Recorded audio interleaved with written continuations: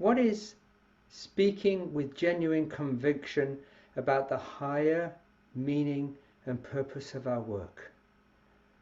What does it mean to speak with genuine conviction about the higher meaning and purpose of our work? We've been talking about vision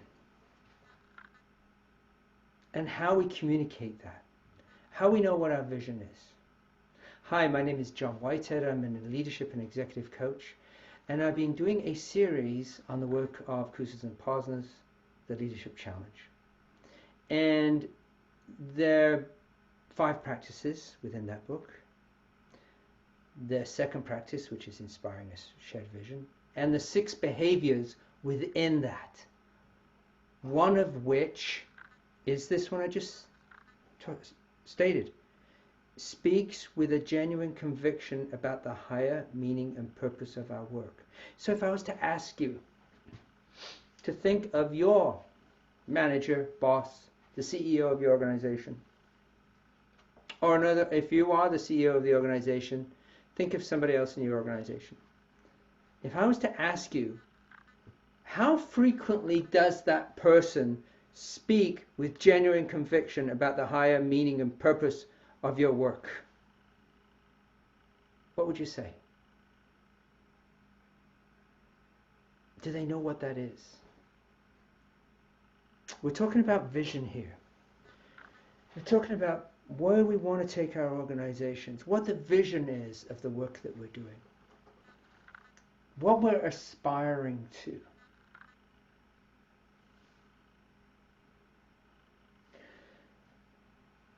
For some organizations, for some individuals, they have that nailed. They know what that is.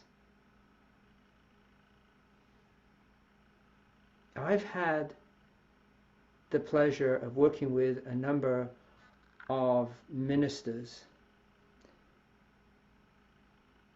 in a Protestant church, liberal theology, and in my conversations with them and in coaching them, they have a very clear understanding of what they're doing. It's, their experience, their leadership experience within their churches, their training. I'm going to say all of the ones that I've spoken to, as I reflect on this, have a very clear meaning, of where their vision is for their organization. They know what the purpose of their work is. I know one minister who's very concerned about homelessness, shelters for individuals, helping people who are living on the street find meaning. That's a real purpose for her life, and it drives her. She knows, she has that vision, and it's grounded for her. It's grounded for her in her religious beliefs, in her theology. So for her, that's where it is for her. And so she starts talking about it. You can see. She becomes passionate about it. You see it in her eyes. You see it in her body language. It drives what she does.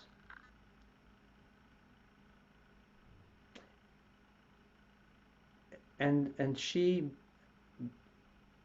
for lack of a better word, manages a group of volunteers. Manage, I don't know if it really is the right word, but she manages a group of volunteers that do the work of collecting food, collecting clothing, running a kitchen, helping people be housed. Now, as I'm recording this, of course, we're in the middle of a pandemic, which makes it a lot more difficult, a lot more harder. Somebody like that has different challenges, of course, and they're dealing with really significant issues. And trying to find, for this individual, finding a life-work balance is really difficult. Because when they get called, they feel they have to respond. But she needs a team. And if you were to ask her team members, does this person speak with genuine conviction about the higher meaning and purpose of their work? They would resoundingly say yes. They follow her because of that. She has a reputation for that. So let's put this in your shoes, whatever role you have. Can you speak with that conviction? And if you can't, that's okay. That's okay. Because this is an area of growth, right? The reason we ask that is we want to find out where people are in their growth. So if that is an area for them to work on, let's have the conversations around that. Let's coach around that. Let's coach about inspiring the shared vision. Recognizing what that ideal vision is. The compelling reason we're doing it. Being able to come up with, being able to write that down. Being able to know it. Vision. What is the vision? What is your vision as a leader? So this is the sixth and final behavior in inspiring shared vision. So next week we're going to move on to the third behavior. The third behavior in Kouzes and Posner, the leadership challenge, which is challenging the process. So as always, I invite you to write in the comments, how this landed for you, what you thought about it, where you think your own version is coming. Feel free to privately message me if you want to have a conversation about this, if you'd like to explore what your own vision is. Connect with me, so that make sure you're connected with me so you receive these announcements of the video blog post. You can sign up for my blog post, you get an email, and if you do, get a free copy of my ebook, What Are These Things Called Soft Skills?